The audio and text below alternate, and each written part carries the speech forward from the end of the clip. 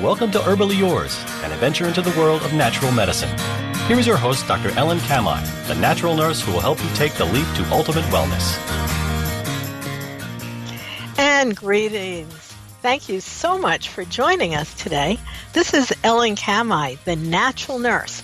And as always, we're wishing you the best. We're here for another edition of Herbally Yours on the voice of Nassau Community College, 90.3 WHPC.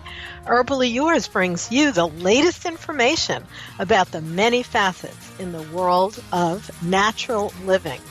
Today, I am so happy to bring on board as our guest Dr. Lawrence Palevsky, medical doctor, board-certified pediatrician who utilizes a holistic approach to children's wellness and illness.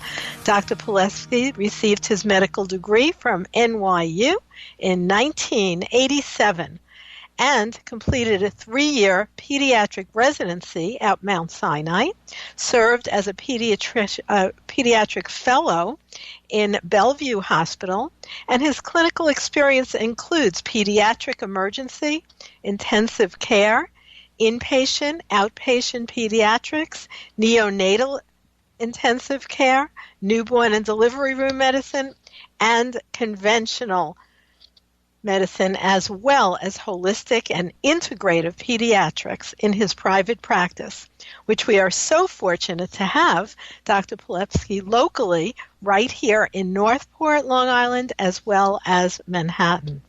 For more information, visit his website, Dr. Palevsky, that's Palevsky, drpalevsky.com. Thank you so much for joining us today. Oh, it's a pleasure to be here, Ellen. Thank you for inviting me. Now, you started your journey years ago, and when you started to be a doctor, did you know you wanted to focus on pediatrics? Well, when I was in medical school, I was deciding between internal medicine for adults or pediatrics, and the key thing for me was, even back in 1985, 86, and even 87, if I got a 55-year-old adult who was, 100 pounds overweight, who smoked 3 packs of cigarettes a day and was on several medications, all I was taught to do was monitor the medications. I didn't really have a sense of how to help that person. So I said, well, I can probably make more of an impact if I went into pediatrics. And that's pretty much some of the reasoning that I went into pediatrics, besides the fact that I had always worked with kids and really loved kids so much. Well, those are good reasons. They make sense. You felt like you had more of a chance to do some real healing. Mm-hmm.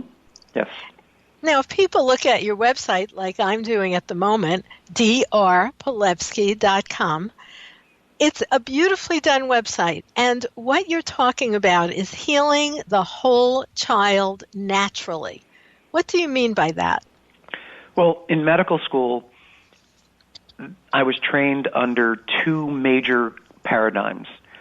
One is that germs can kill us, that germs are the enemy. And the other paradigm is that symptoms are bad and that they must be treated and pushed away. And over the years, I've come to try to understand why symptoms occur in the first place and whether suppression of the symptoms is actually the correct approach to treatment when children have symptoms. And I've realized that now the paradigm has shifted, that germs may not be the enemy at all. And in fact, most times children get symptoms, it's not an infection, but that microorganisms are part of what helps the child get well, and that symptoms are not to be suppressed, they're actually to be supported. And so in my work, I try to figure out what are the dynamics in the child's life from a mind, body, spirit perspective, the emotional, the mental, the physical, the dietary, the environmental, the air, the skincare products, the medical choices. What are all those things that are adding information to the body that can potentially stress the body enough to bring on a need for symptoms? Because symptoms develop as a way for the body to appropriately cleanse and rebalance itself from a diseased state. And so my job is to help parents try to identify what are the major stressors that are bringing the child to the expression of those symptoms. We can identify them, modify them, eliminate them, and perhaps support the child a little bit better when the symptoms occur going forward. And that is a real focus in holistic medicine. It just brought to mind when my child was a baby. I'm talking about my son. He's now 42 years old. Oh, wow. And even then, I was into treating them only with natural remedies. They were never vaccinated. And when my son had a little fever, I actually chose a homeopathic remedy that I knew would make his fever go up. But then he, shortly thereafter, broke into a sweat, and I wiped him down, and then he fell asleep. So it wasn't about being afraid of the fever, but understanding that the body is using the fever. And there's a balance. You can't just let fevers go, out of control, because it can lead to other kinds of issues also. But it's really looking at some of these symptoms as something we can work with. It's a natural reaction rather than to be suppressed with children's Tylenol, for instance. Correct. And fever in and of itself is occurring in the body even when we don't have an elevated temperature. Because in order for the body to stay at 98.6, we have to use the same chemicals to maintain that body temperature as if our body was at 102. So the elevation from 98.6 to 102 is a necessary step to bring the body back to 98.6. And the way homeopathy works is it just allows the body to be in a bigger container, to be able to handle the stress and be able to get rid of that which the body is perceiving as that excess stress that needs to be burned out, so that the body can come back to 98.6 at a balanced state. That's what I love about homeopathy. It just creates an easier time for the vessel, the human body, to handle the stressors. Yes, it really makes so much sense when we work with our natural parameters in the body rather than always fighting against it. And with children, I think, and I'm sure you know the data, in terms of things like ear infections leading to ear tubes and constant upper respiratory infections, have babies always have these, or does it seem like the incidence has been increasing? Well, I think the desire to treat the symptoms has increased, and the desire to see the symptoms as an infection and therefore needing treatment with antibiotics, that has also increased.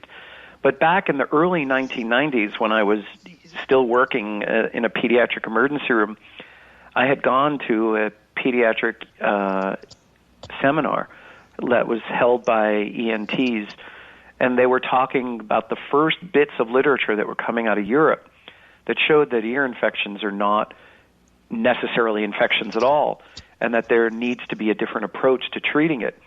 Then in 2003, an article was published where parents were given a prescription for antibiotics and told to wait 24 hours. 2/3 of those parents waited and did not give antibiotics because the kids got better. And then in 2007, another study came out doing the same thing, and another 2/3 of the parents did not give the antibiotics after 24 hours because the kids resolved.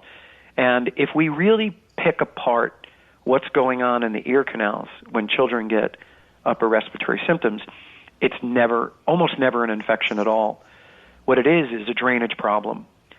And there are always bacteria in the lining of the ear canal, and there are always bacteria in the nasopharynx and the sinuses and the back of the throat. And their purpose is to protect the lining so nothing bad gets in, and to enhance the removal of wastes that need to come out through the upper respiratory lining. And so the ear canals in babies are very horizontal. And when wastes come out through the upper respiratory linings, mucus forms to actually enhance the removal of those wastes. And if you have a horizontal ear canal with adenoids that are sitting right at the exit of the ear canal, blocking the drainage, you're going to have buildup of mucus in a constrictive state, in a smaller space, and that's going to hurt. And so the treatment is not antibiotics because there are always bacteria in there. And the bacteria do overgrow because they're part of what helps to remove the waste.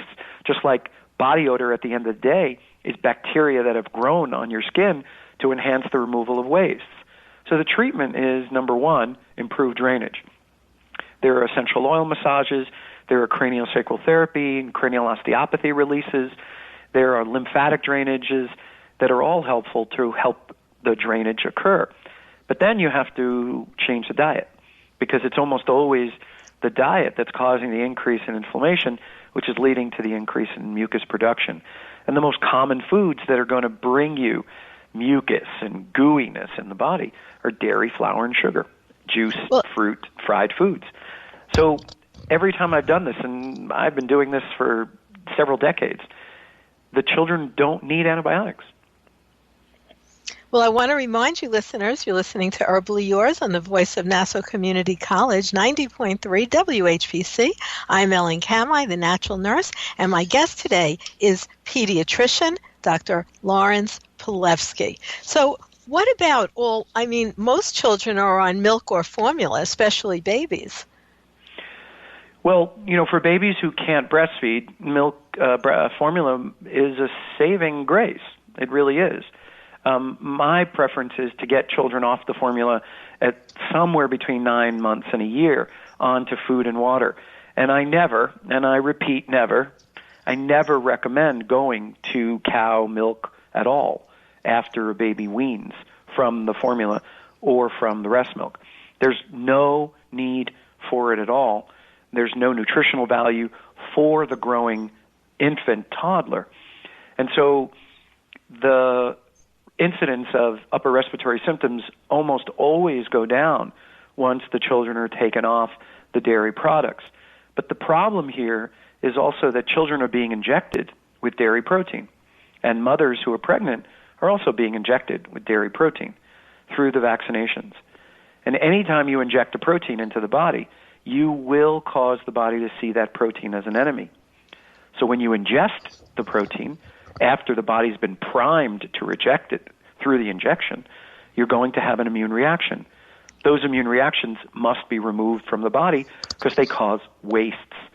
The development of the symptoms is the opportunity to remove those wastes.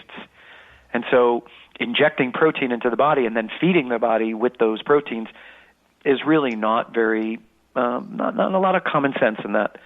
So most of the kids that I see who have a lot of chronic upper respiratory symptoms, it's almost always related to the diet. And even in non-vaccinated kids, it's often related to the diet because the parents were vaccinated and even the mother could have still been vaccinated during pregnancy, priming her system to pass that allergic or sensitivity reaction on to the baby. So there are a lot of food proteins in the vaccines that children are injected with, and most of the allergies that we're seeing in kids is related to the injection of vaccinations. Well, that's a big, heavy statement, and we're going to investigate that in great depth, Dr. Palevsky, because that's a controversial issue, which, by the way, as I said, my own children who are in their 40s were never vaccinated, so that's how long I've been looking at that possible ratio of benefit to risk. So we're going to take a little break here, and I want you listeners to know that you are listening to Herbally Yours on the voice of Nassau Community College, 90.3 WHPC. Listen live or online at ncc.edu/WHPC. For more information on today's guest or topic, email whpc@ncc.edu. Stay tuned. Herbally Yours will be right back. Music is a bridge between the material and the spiritual. My name is Harvey Lauer, and I'm 82. As a blind person, you have to be aware that nobody can tell you what you can or can't do. You really have to try things. My folks got me a little radio in 1940, and that was the best Christmas present I ever got. When I was 11 years old is when I started to play music, play the piano, and then the accordion, and then the cello. My wife, who was also blind, was a good cook. When she died, that's when I started Meals on Wheels. America, Let's do lunch. It's Meals on Wheels. 1 in 6 seniors